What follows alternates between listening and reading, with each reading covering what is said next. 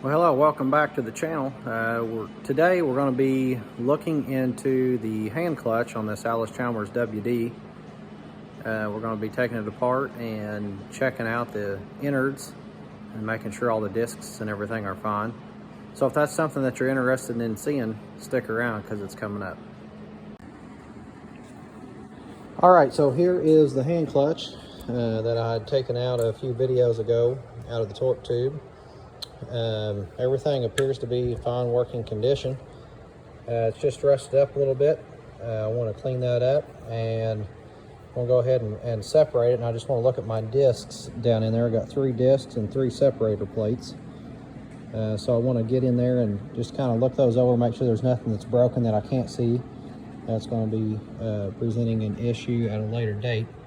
The brass shift fork right here is in good shape. It's not loose and everything looked fine when it was on the tractor. So anyway, we're going to flip over to a different angle here where I can work, and we'll go ahead and we'll zip those 6 bolts off the top, and then we'll separate that clutch back and check it out. Alright, so step 1, we're going to take out our 6 cap screws around the body here. Yep. Alright, you got your shims in here, so we're going to remove those. And I'm going to start one of my cap screws back, but I'm not going to tighten it.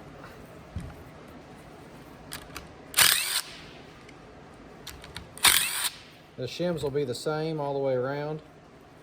Should be the same all the way around.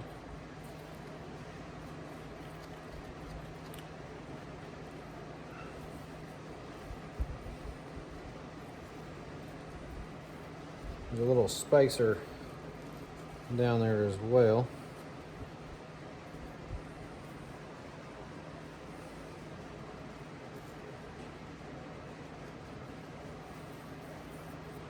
I'm going to leave that spacer in for right now.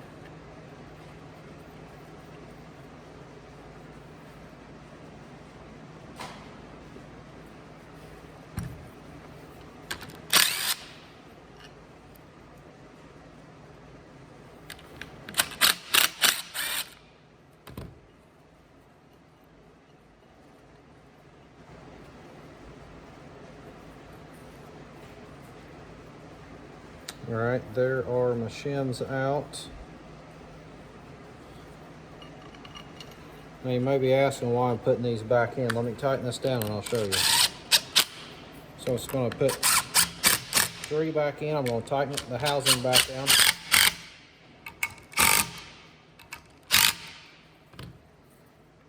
Now what that will allow me to do is that pulls pressure off of this snap ring right there, and I should be able to pull that out. So still got a little bit of ring right there.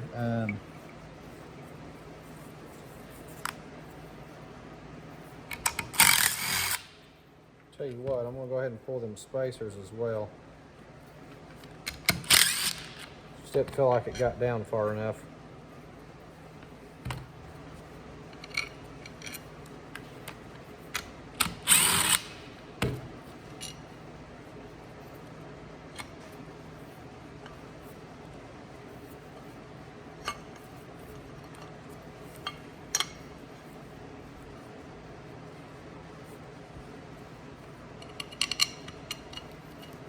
So I'll put this on here and test it, see if that does the trick.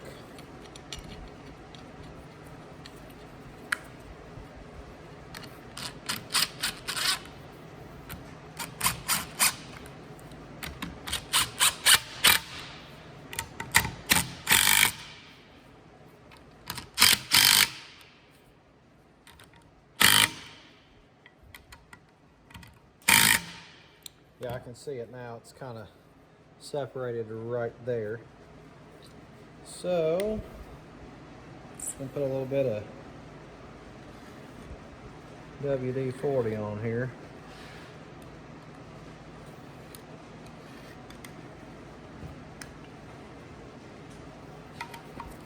Let's see if I can, yeah. It'll work itself right out of there now.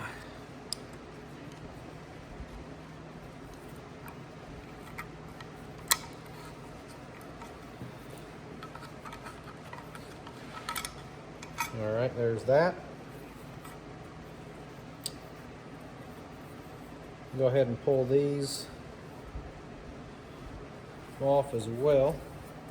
And what that's going to allow us to do is separate this housing from the mechanism that compresses the clutch pack. So I think that's going to be, yep, 1/2 inch.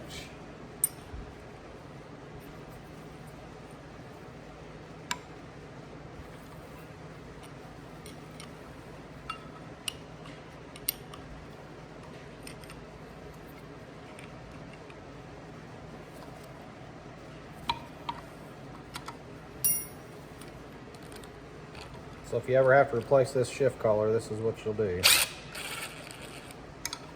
There is the nylon locking nuts on these, so probably need to renew those.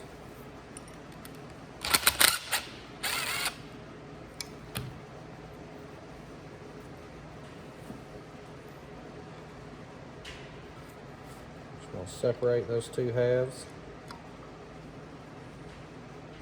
There is a certain part of this that is machined for down, and just looking at it, it's not obvious to me, but I want to know that my part numbers are going to face down.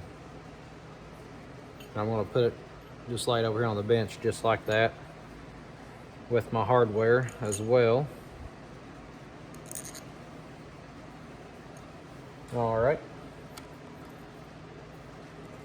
So now I can get my snap ring out of there and go ahead and pull my cap screws out.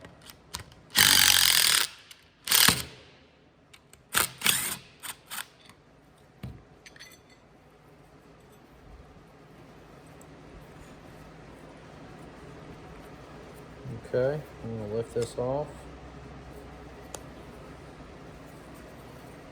I'll clean that up. Now this washer right here said that if it's a heavy duty, it's going to have a red mark on it. And I'm looking around in here and I don't really see one at the moment. So it is coned. The cone part will be down. So like I said before, I like to lay my parts out where I can see where they're at and what direction they came off when I took this thing apart. So this next piece is your washer retainer, for obvious reasons. Our washer just sets down over that, so we'll put that back together over here.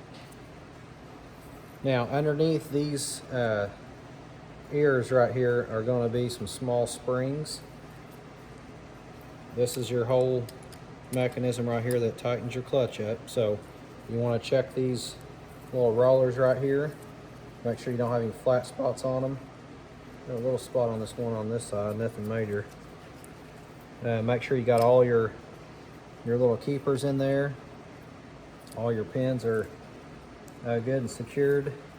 You don't want one of those to come off. So everything looks good with that. So I'm going to go ahead and separate this piece.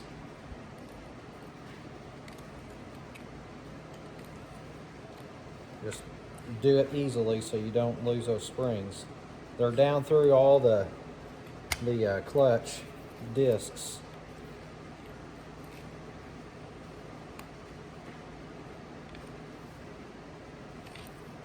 This one over here is kind of giving me fits. There it is. All right, we'll just lift that up out of here.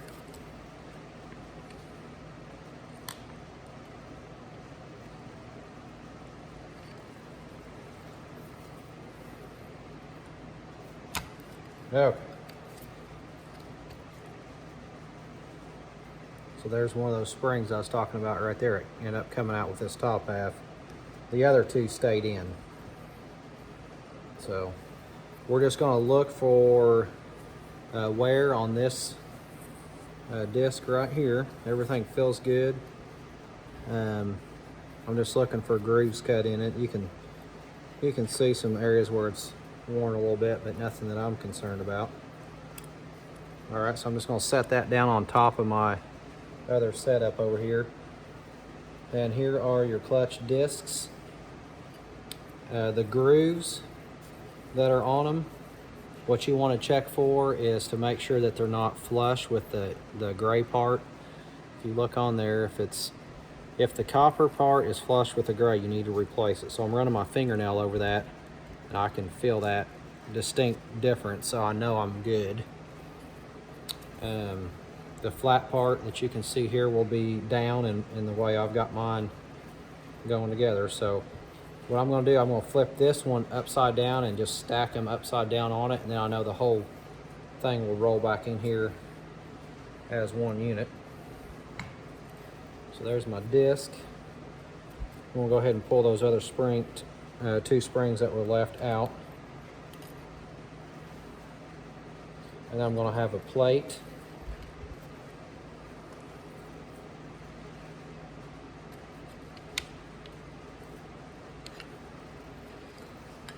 Just have to kind of work around the side here and a little lift out. Okay, this side of the plate looks fine.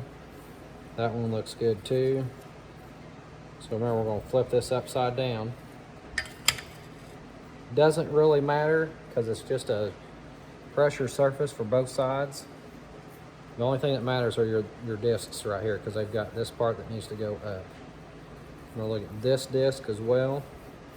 Everything looks fine, it's just dirty. I'm going to clean all this up with my wire brush. So flip that over. We got another plate.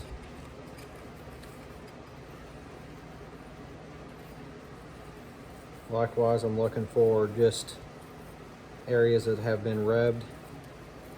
Everything looks fine. I'll flip that over. Now this plate here, if you look at it, it's actually facing the other direction. So all the others were face up. This one was face away. So I'd like to check my manual and see if that is on purpose.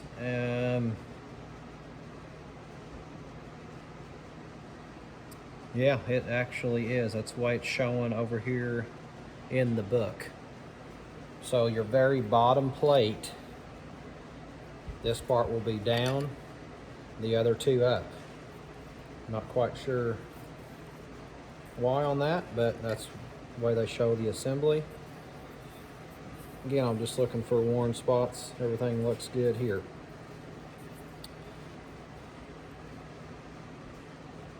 All right, so this one now is going to be facing up. And then the last piece is just your housing. So we got that machine surface in here. As you can tell, there's a lot of rust and junk in here. That's one of the main reasons I wanted to take this thing apart. One, to inspect, but two, I wanted to be able to clean it up and know when I put it back in there that it's good shape. So anyway, that's that. What I'm going to do next, and I'm not going to film it, I'm just going to go and clean all of these parts up, and then I'll kick the camera back on and we'll put all of this right back together, and then basically it's going to be ready to install in the torque tube.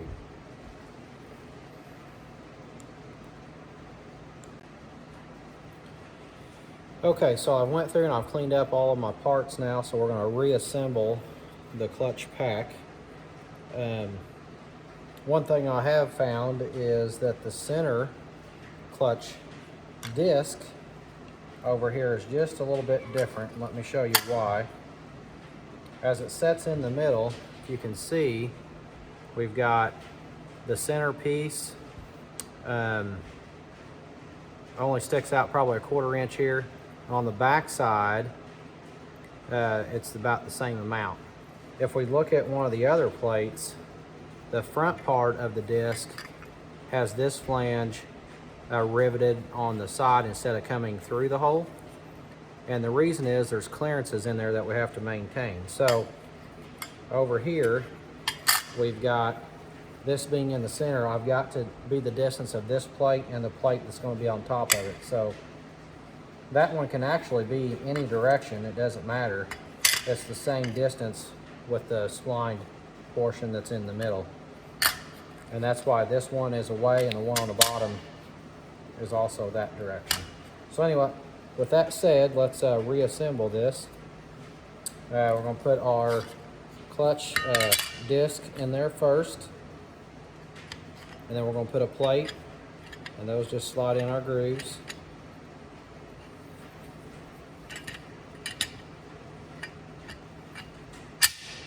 Like so. And then we're going to put us another clutch disc, which is the one that I was just talking about. Also, where the holes are here and those slats, you want to have those about 120 degrees out from one another. It's going to move a little bit whenever the spline goes in, but you want those to be separate from plate to plate. So this will be 90, that would be probably 120, so we're just going to shift that thing about yay far. We'll put our next separator plate in here.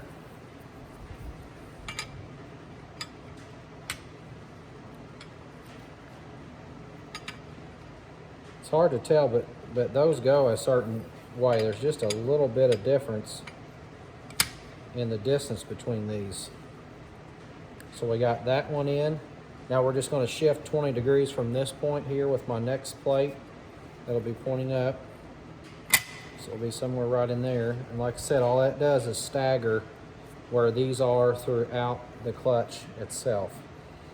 I'm going to go ahead and kind of line my splines up because when we go to put that shaft on, after a while, we'll need those splines to be lined up so that everything will slide together. And I'm pretty close.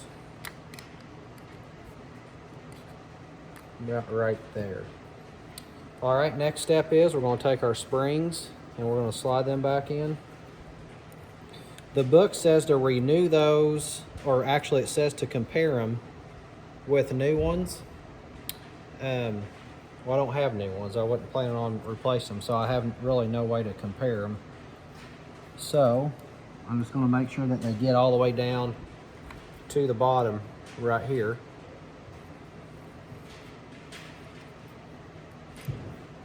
And again, there's 3 of these, so we'll go through and put all 3 of them in.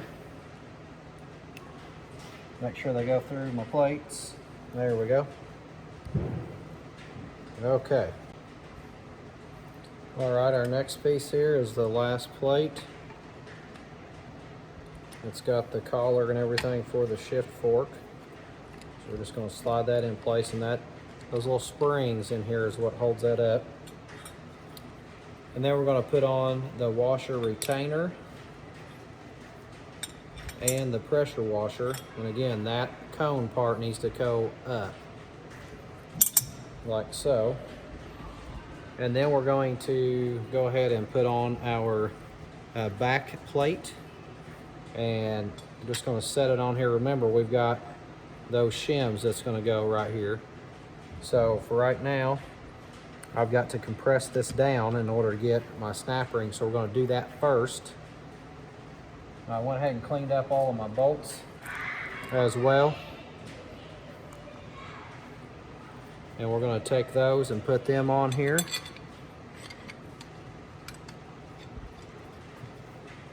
And you only need 1 at each flange. You don't need to put the 2 on.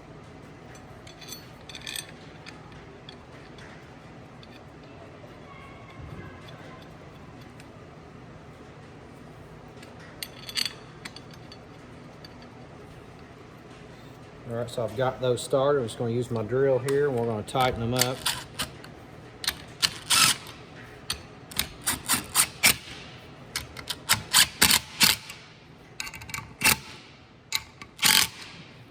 All right, now that'll let me get my ring in place.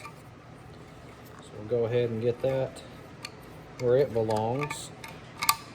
And it's not down far enough. So I'm going to go ahead and torque this up a bit more. I'm getting closer.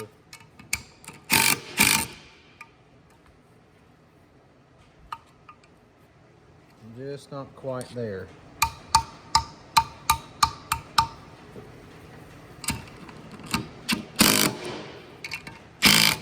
There, I see it's starting to go in a bit.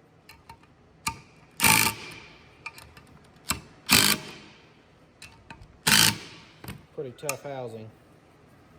Okay. So yeah, now we're good.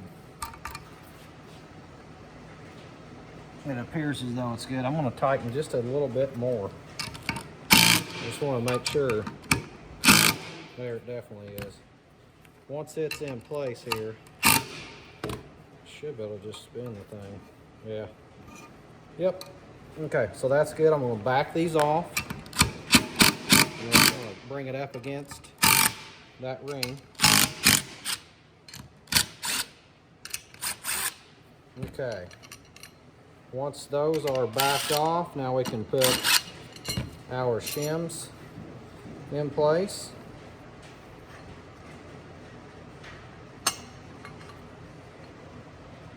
Okay.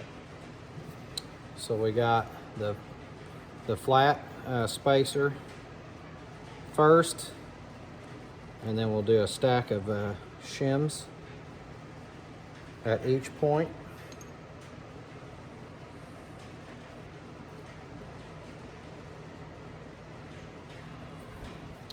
And I've got to get some new lock washers over here to put in, or put on these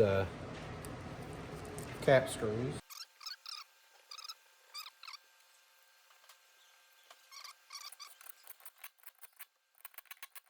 All right, there's no torque specs in the manual on these, so just want to tighten them down real good by hand here.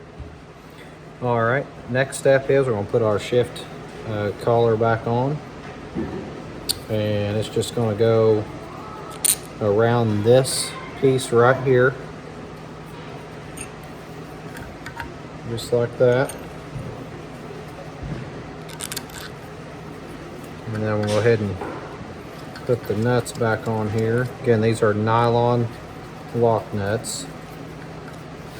Now I do have a torque spec on these. So let me go ahead and just get them kind of tightened up here first.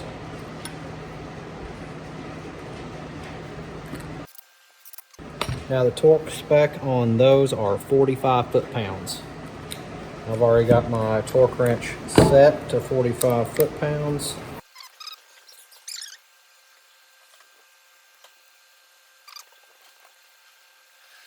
So we got those squared away.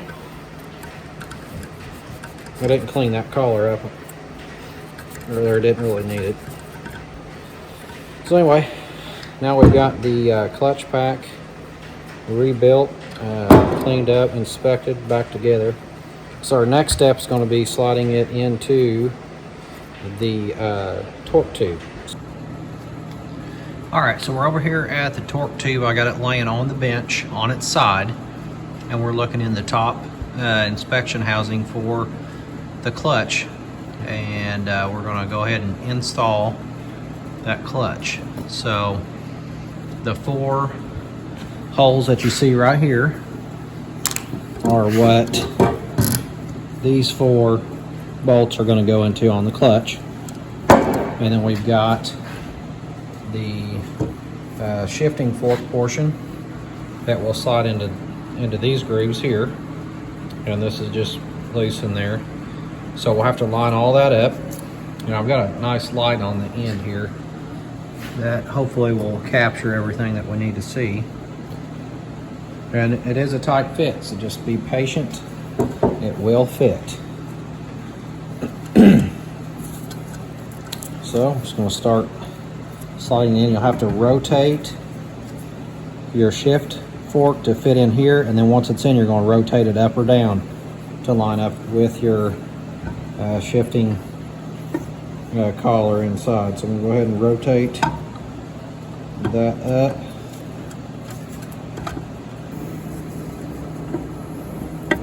Okay, there it went. Okay, so I got my shifting portion where it needs to be. Now I've got to line up my holes here, so I'm just going to rotate my shaft and just kind of lift him up.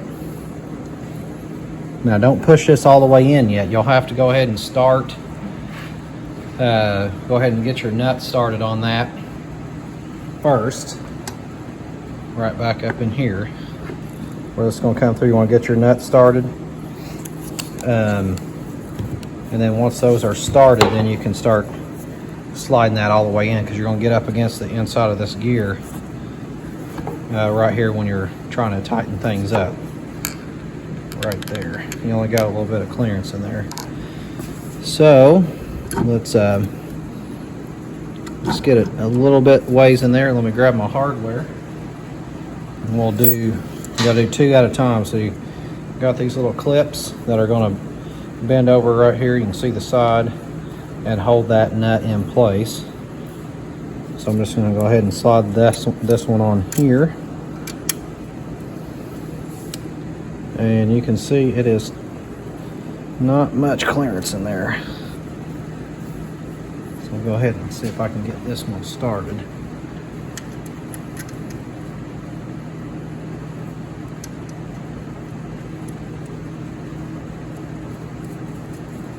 Okay, I got that one started. All right. Looking pretty good shape now. All right, so I'm just gonna tighten these up.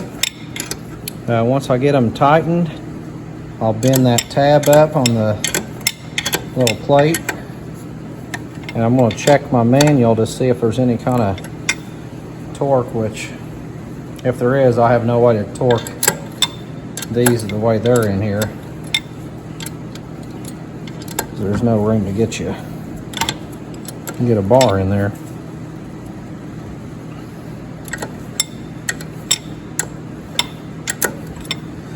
Okay, so that'll conclude the video. I'm not really gonna just sit there and turn wrenches. So appreciate you watching. Hopefully that'll give you some insight if you're getting ready to do new clutch on your WD or your WD-45.